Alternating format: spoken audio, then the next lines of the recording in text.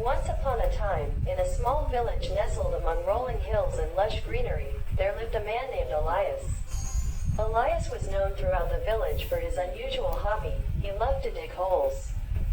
Not just any holes, mind you, but holes filled with water.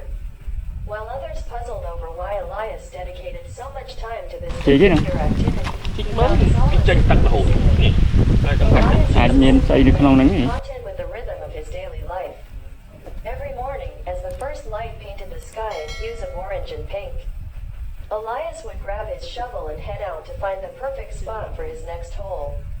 His neighbors would often shake their heads in bewilderment as they watched him, but Elias paid them no mind. Each hole he dug was a testament to his patience and determination. With practiced movements, he would dig deep into the earth until water began to seep in, filling the hole and creating a small pool. To Elias, these pools were like tiny oases, brimming with life waiting to be discovered. But Elias was not just content with the water-filled holes. He had a particular fascination with the creatures that inhabited them. He would spend hours observing the fish, frogs, and insects that made these pools their home. There was something magical to him about the way life thrived in such a confined space. One day, as Elias was digging yet another hole, his shovel struck something hard beneath the soil. Curious, he brushed away the dirt to reveal a shimmering scale, a fish.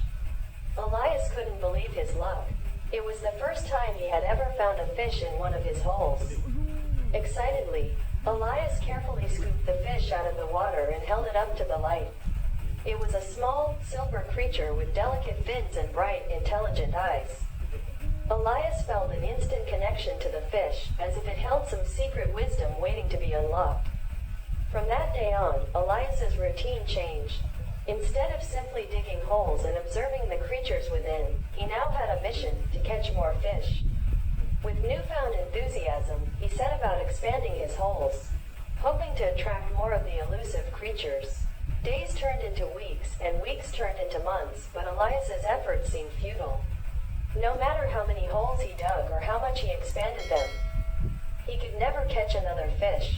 It was as if that first fish had been a fluke, a once-in-a-lifetime encounter.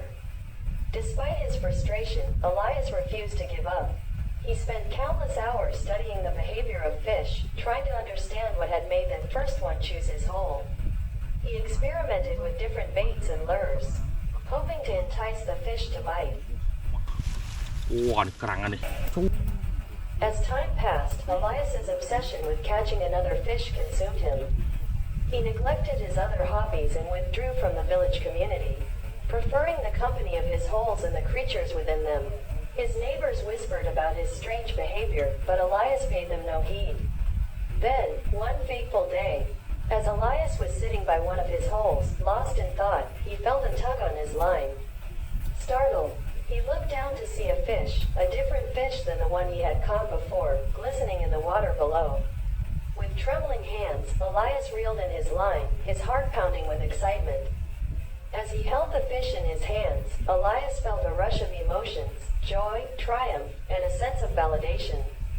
He had done it. He had caught another fish. But amidst his jubilation, a realization struck him. This wasn't just about catching fish.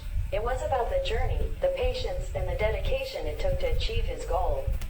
From that day forward, Elias's perspective shifted. He no longer saw his holes as mere traps for catching fish, but as symbols of perseverance and determination. Each hole he dug was a testament to his unwavering spirit, a reminder that anything was possible with hard work and dedication. As the years went by, Elias continued to dig his holes, but now it was no longer about catching fish.